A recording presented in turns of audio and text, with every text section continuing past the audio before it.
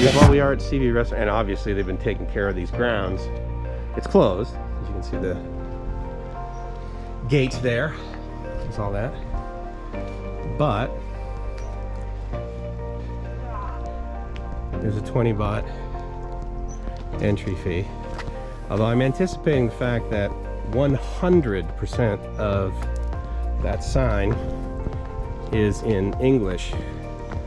They designed this for foreign tourists, but these dinosaurs that apparently were even bigger than elephants, as it turns out. See, now that's what I'm talking about right there. That's where Samui FM needs some antenna space. I'm sure that's real cheap.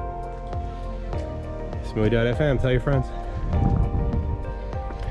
Oh, well, I mean, they have these, I don't know, you know, it's very interesting when we come to places like this because, you know, I look at it and I think, okay, like these plants, they get overgrown very quickly in an environment like this when it rains like daily.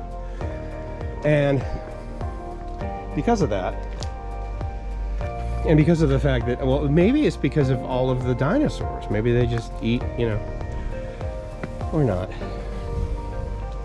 This guy right here. I bet he got so much crap from his buddies in high school about how lame his front paws were. It's like, yeah, you got pretty nice hind legs, dude, but what do you got going on here? Ko Samui. Cow. Cow? Cow. Cow palm. I'm thinking this is pretty damn close to being the highest point. There's someone who's got a house over there, and I bet paying him to put an antenna in his backyard would be a lot cheaper than paying the company that owns this antenna over here, especially if it's managed by American Tower. There are two things that begin with A that are some of the most expensive RF related property and stuff in the entire world. The first is a company called American Tower that basically manages towers all over the world. And the second is Andrew. Andrew is a company that you see, that you can't see from this camera, but if you've ever looked up at a communication tower like that, you see these round dishes.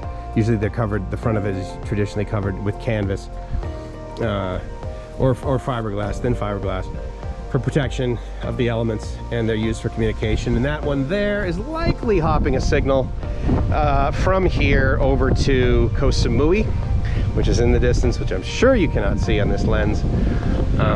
What did I just say? I'm sorry, Ko Phangan is over there. And anyway, they're probably bouncing. It looks like they have Andrew dishes on either side, so they're probably bouncing it from the mainland over to Samui, and then from Samui over to Ko Phangan. And I'm sure they have multiple paths for that, not the least of which is probably underground fiber.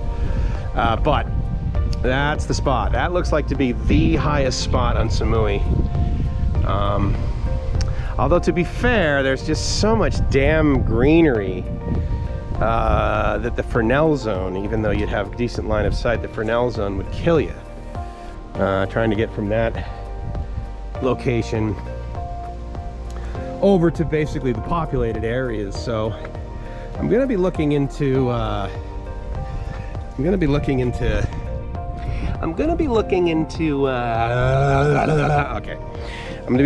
repeaters and how those can get deployed here on Ko Samui and other places. Yes, honey.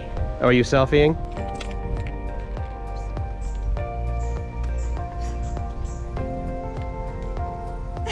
Boom.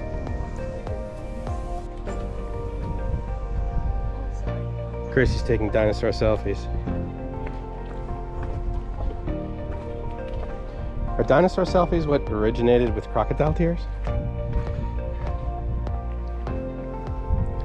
I mean, they keep the pool up, obviously, but I think this whole resort... Oh, that's the rock place. We were right down there, by the way, where I was walking around. The hands are sort of off to the left there. Straight down there. Yeah, I'm a fan of Samui. I'm a fan of the places in Samui that most people aren't a fan of. Mueang and Lamai, I mean, before I probably would have disliked them because they had too many annoying tourists in them. And now I dislike them because they were designed to have only annoying foreign tourists in them, and none of them are there, so therefore nothing is open. Now I will tell you that if you do come, Central Festival is open, so you can get things if you need them, right? So there's like a couple of drugstores open there. There's plenty of clothing stores, and it's a Central, right? So it's not like they sell, like Yves Saint Laurent is the only, you know, kind of dress they sell. So you can get sort of Uniqlo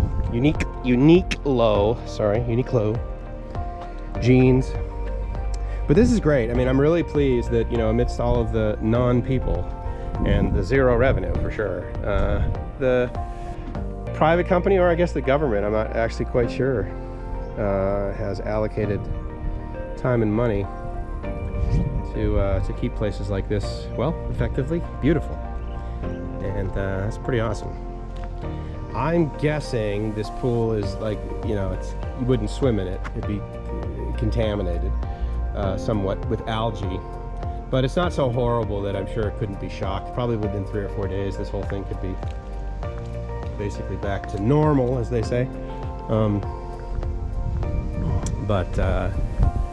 Anyway, just another stop on the journey.